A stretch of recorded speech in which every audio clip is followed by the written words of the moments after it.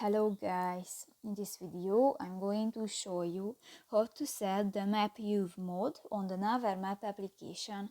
But first of all, I just want to mention, please don't forget to subscribe to our channel, because at 100,000 subscribers we are going to show you our YouTube revenue statistics and growth strategy, how to make money online. So let's jump into it.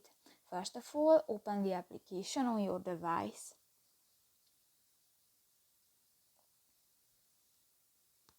Click to the three lines at the upper left corner of the screen and go to the settings icon.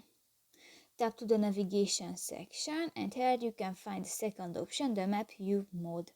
And here you can select 3D, 2D or north up option and just select one and click that, for example the 2D, and done.